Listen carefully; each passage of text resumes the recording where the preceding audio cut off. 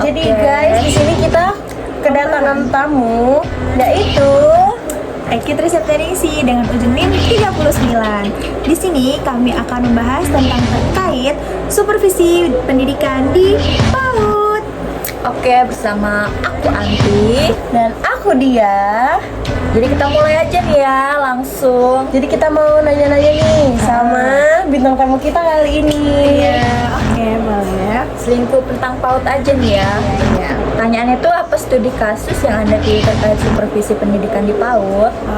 Jadi aku tuh memilih supervisi studi kasusnya itu tentang konflik dalam supervisi pendidikan di PAUD. Nah, PAUD-nya ini aku ambil Harapan Bunda. Nah, studi kasusnya ini pada PAUD Harapan Bunda terdapatlah supervisor yang berumur 8 tahun. Nah, yang beroperasi sudah 8 tahun dan di sini menerapkan supervisi antara guru dan kepala sekolah. Nah, kepala sekolah ini menerapkan supervisi dengan pendekatan yang sangat formal dan kaku. Fokusnya itu pada pemenuhan standar administrasi tanpa mempertimbangkan kebutuhan individual guru.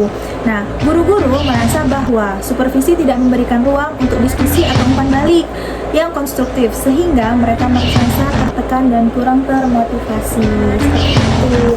Jadi maksudnya itu supervisi itu adalah yang menilai kepala sekolah. Nah, kepala sekolahnya itu menilai di PAUD kepada guru-gurunya itu dengan kaku dan formal saja tanpa adanya seperti tanya-tanya atau minta saran, pendapat, kritik seperti itu.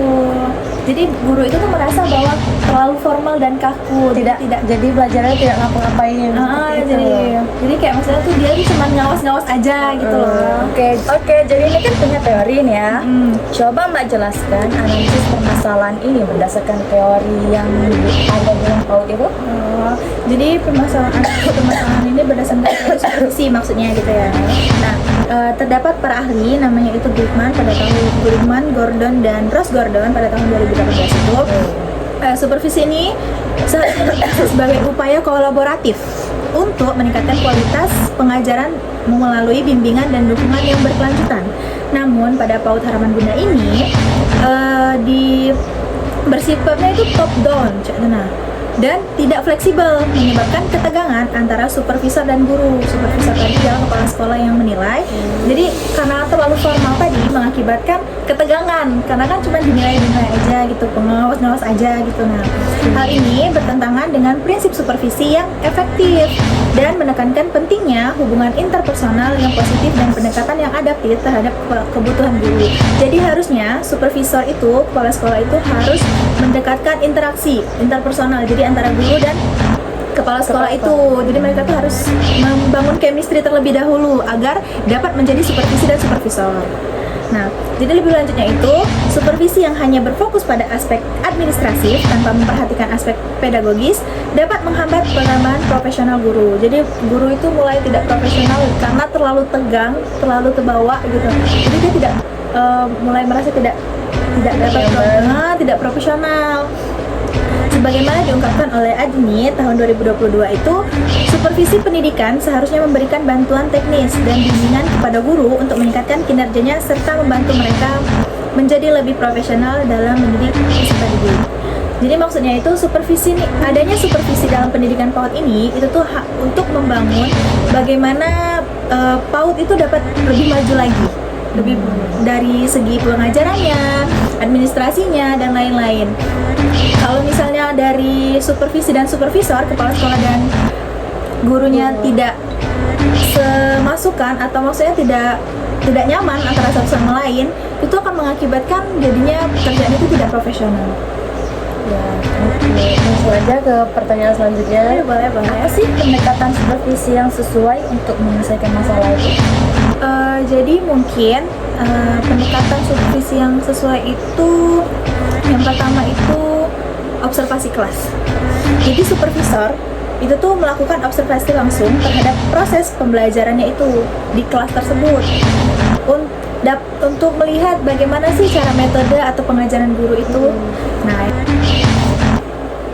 Nah, untuk pendekatan penyelesaian masalah ini, yang pertama itu supervisor yang pastinya mengobservasi kelas untuk melihat bagaimana cara guru itu mengajar, mengamati pengajaran guru tersebut dan situasi belajar mengajar di kelas. Terus yang kedua itu setelah mengobservasi, supervisor dan guru itu berdiskusi mengenai temuan observasi dan dapat merefleksikan guru. Misalnya guru itu kurangnya di mana, jadi supervisor tuh dapat menambahkan, memperbaiki pengajaran selama pengajaran yang akan lanjut nanti. Terus yang ketiga itu supervisor dan guru bekerja sama untuk merancang strategi peningkatan yang sesuai dengan kebutuhan spesifik guru dan konteks pembelajaran.